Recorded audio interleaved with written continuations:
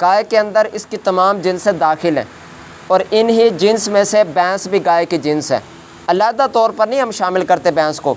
اور یہ جو میں آپ کے سامنے بھینس کا انشاءاللہ آج ثبوت سنیں گے، بھینس کی قربانی بالکل جائز ہے، لیکن یہ ساری بات اس لیے بتائی جائے گی کہ کچھ لوگ کہتے ہیں کہ جائز نہیں۔ اس بات کو ثابت کرنے کے لیے میں آپ کے سامنے چند دلائل عرض کروں گا۔ صرف جائز کی حد تک ہے، ہم یہ نہیں کہتے ہیں کہ تم نہ بکرے کی کرو، نہ گائے کی کرو، نہ اونٹ کی کرو، بلکہ بھینس کی کرو۔ یہ کس نے کہا ہے؟ کوئی بھی نہیں کہتا، بلکہ یہ ہے کہ اگر کوئی کٹے کی یا بھینس کی قربانی کرے گا تو اس کی قربانی جائز ہے، اس کے ادا ہو جائے گی قربانی۔ اور جس طرح گائے کی قربانی میں 7 حصے ہیں، اسی طرح بھینس کی قربانی میں بھی 7 حصے ہوں گے۔ بھینس کے بچے یعنی کٹا جب اس کی عمر پوری ہو 2 سال ہو، اس کے اندر بھی 7 حصے ہوں گے، جس طرح کے گائے کے بچڑے کے اندر ہوتے ہیں۔ یہ جو آیت میں نے آپ کے سامنے پڑھی، ثمانیۃ ازواج، 8 جوڑے ہیں، تفسیر ابن ابی حاتم، اس کے اندر امام ابن حاتم 327 ہجری میں آپ کی وصال ہوا ہے، آپ نے، اور امام جلال الدین سیوطی تفسیر در منصور 911 میں آپ کا وصال ہوا۔ آپ نے کیا فرمایا؟ آپ لکھتے ہیں الجاموس والبخات من ازواج ثمانیہ، کہ یہ جو 8 جوڑے رب تعالیٰ نے بیان کیے ہیں، ان کے اندر بھینس اور بختی اونٹ یہ داخل ہیں۔ بھینس بھی جاموس کہتے ہیں عربی میں، بھینس کو جاموس کی جمع ہے جوامیس، بھینسیں عربی میں۔ ابو زکریہ یحییٰ بن شرف نووی رحمۃ اللہ علیہ 675 ہجری میں آپ کا وصال ہوا ہے، آپ کا فتویٰ سنیے۔ آپ نے اپنی کتاب لکھی المجموع شرح المہذب، المہذب کتاب ہے، اس کی شرح کے اندر آپ نے کتاب لکھی المجموع۔ اس کے اندر آپ کیا لکھتے ہیں؟ آپ کہتے ہیں فشرط المجزی الادحیۃ ان یکون من الانعام، کہتے ہیں کہ قربانی کے جانور کے جواز کے لیے، یعنی جو جانور قربانی کے لیے ٹھیک ہو سکتا ہے، جس کی قربانی ٹھیک ہو سکتی ہے، اس کے لیے یہ شرط ہے کہ وہ انعام کی جنس ہو، الابل والبقر والغنم۔ اور انعام کیا ہیں؟ کہتے ہیں انعام سے مراد یہاں پر اونٹ، گائے اور بکری ہے، یعنی ان تینوں کے جنس میں سے کسی ایک کی جنس میں ہونا ضروری ہے قربانی کے لیے۔ اس کے بعد کیا کہتے ہیں؟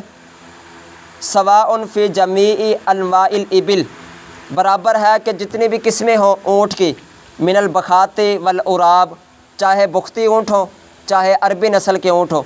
اور کہتے ہیں وجمیع انواع البقر، اسی طرح تمام گائے کی قسمیں بھی اس کے اندر داخل ہیں، من الجوامیس والعراب والدربانیہ، کہتے ہیں چاہے وہ بھینسیں ہوں یا عربی نسل کی گائے ہوں یا دربانیہ، یہ بھی ایک علیحدہ قسم ہے۔ اب صحیح مسلم کی حدیث پاک کیا ہے؟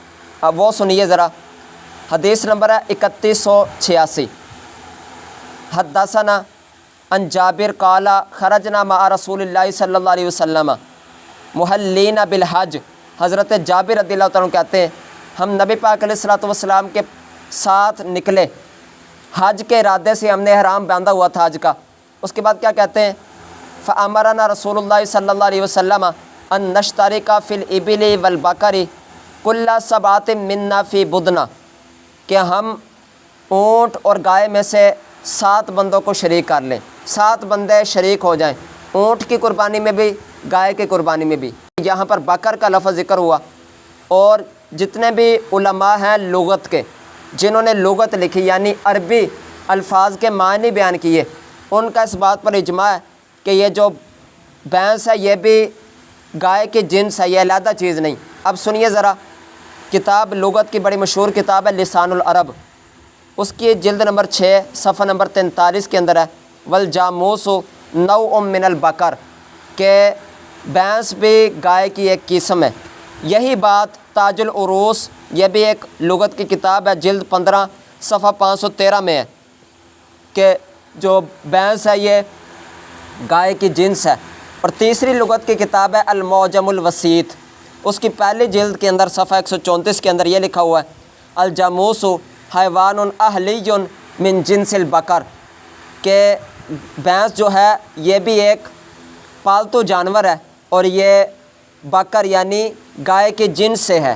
تو ان تینوں نے کتابوں، اس کے علاوہ باقی کتابوں کے اندر بھی یہی لکھا ہوا ہے، منجد کی جو لغت کی کتابیں ہیں، کہ جو بھینس ہے یہ گائے کے جنس ہے، علیحدہ چیز نہیں، تو جب علیحدہ نہیں تو پھر مسئلہ ہی نہیں، پھر اس کی قربانی جائز ہے۔ علماء اور فقہا نے زکوٰۃ کے جب احکام بیان کیے تو زکوٰۃ کے جو بھی حکم ہے، جو جو حکم گائے پر لگایا وہی حکم بھینس پر بھی لگایا۔ معطل امام مالک رحمۃ اللہ علیہ، امام مالک بن انس 179 ہجری میں آپ کا وصال ہوا، آپ نے معطل امام مالک کے اندر یہ فرمایا، کہتے ہیں باب کا نام رکھا ما جاء فی صدقۃ البقر، کہ گائے کی قربانی کے بارے میں، گائے کے صدقے کے بارے میں کیا حدیثیں آئیں۔ اس کے تحت آپ نے لکھا وقال انما ہی بقر کلھا، کہ جو بھینسیں ہیں یہ بھی گائے ہی کی طرح، یہ ساری گائے ہی ہیں۔ کتاب ہے مصنف عبدالرزاق، امام عبدالرزاق آپ کا وصال ہوا 211 ہجری میں، امام بخاری کے استاذ ہیں۔ آپ نے صفحہ نمبر 24 جلد نمبر 4 کے اندر کیا لکھتے ہیں، مکتبہ بیروت ہے، ان ثوری ان یونس، امام ثوری یعنی سفیان ثوری رحمۃ اللہ علیہ امام یونس رحمۃ اللہ علیہ سے یہ روایت کرتے ہیں۔ امام یونس فرماتے ہیں وَتُحْسَبُ الْجَوَامِيسُ مَعَ الْبَقَرِ، کہ جو بھینسیں ہیں ان کو بھی گائے کے ساتھ شمار کیا جائے گا۔ ابو عبید قاسم بن سلام آپ کا وصال ہوا 224 ہجری میں، آپ نے کتاب لکھی کتاب الاموال، یہ بھی زکوٰۃ کے بارے میں۔ اس کے اندر کتاب الصدقہ واحکامہا جلد نمبر 1 صفحہ نمبر 476 مکتبہ بیروت میں آپ یہ لکھتے ہیں عن ابن عمر ان عمر بن عبد العزیز کتب ان تؤخذ صدقۃ الجوامیس کما تؤخذ صدقۃ البقری، آپ کہتے ہیں کہ بھینس کا بھی اسی طرح صدقہ لیا جائے گا، اس کا بھی زکوٰۃ اسی طرح لی جائے گی جس طرح کہ گائے کے لی جاتی ہے۔ یہ حضرت عمر بن عبدالعزیز نے یہ خط لکھا تھا، حاصل کویت سے یہ چھایا ہوا، اور انہوں نے بہت بڑی کتاب لکھی فتاویٰ کی جس کے اندر بڑے فتوے لکھے ہوئے ہیں، الموسوعہ فقہیہ کویتیہ ان فتاویٰ کا نام ہے۔ اس کی 5ویں جلد کے اندر کیا لکھتے ہیں، الشرط الاول، قربانی کی شرط اول کیا کہتے ہیں، وَهُوَ مُتَّفَقٌ عَلَيْهِ مِنَ الْمَذَاهِبِ أَن تَكُونَ مِنَ الْأَنْعَامِ، کہتے ہیں کہ تمام مذاہب کے اندر اس بات کا اتفاق ہے کہ قربانی اسی کی ہوگی جو انعام کی جنس سے ہو۔ وَهِيَ الْإِبِلُ، وہ انعام کون سے ہیں، وہ کہتے ہیں انعام جو ہیں اونٹ ہیں، عرابًا کانت او بخاتی، چاہے وہ عربی اونٹ ہو یا بختی اونٹ ہو، والبقرۃ الاہلیۃ ومنہا جوامیس، اور اسی طرح گھریلو گائے ہیں، اس کے ساتھ ساتھ گھریلو گائے اس لیے کہ نیل گائے کی قربانی نہیں ہو سکتی کیونکہ وہ وحشی ہے، وحشی جانور کی قربانی منع ہے، اور فرمایا کہ اسی میں سے بھینسیں ہیں جس طرح کے گائے۔ اب یہ موسوعہ فقہیہ کویتیہ کے اندر یہ لکھا ہوا ہے۔ علماء کا اس بات پر اجماع ہے، بھینس کا حکم وہی ہے جو گائے کا ہے۔ ابن منذر ابو بکر محمد بن منذر آپ مشہور ہیں ابن منذر کے نام سے، 319 ہجری میں آپ کا وصال ہوا، آپ نے کتاب لکھی کتاب الاجماع، علماء کا جن جن باتوں پر اتفاق تھا وہ سارے فتوے آپ نے لکھ دیے۔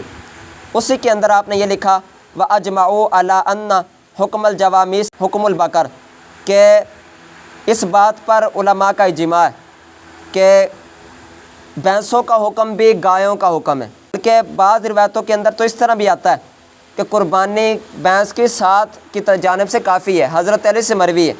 کتاب کون سی ہے، فردوس بھی معصور الخطاب امام دہلوی رحمۃ اللہ علیہ کی، 509 ہجری میں آپ کا وصال ہوا۔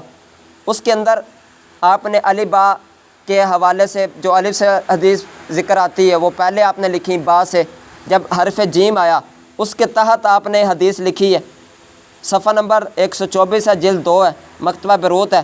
آپ اس کے اندر لکھتے ہیں علی الجاموس تجزی عن سبعۃ فی الاضحیہ، امام حضرت مولا علی رضی اللہ تعالیٰ عنہ سے یہ روایت ہے، آپ کہتے ہیں کہ بھینس جو ہے یہ 7 کی جانب سے بھینس کی قربانی کافی ہے۔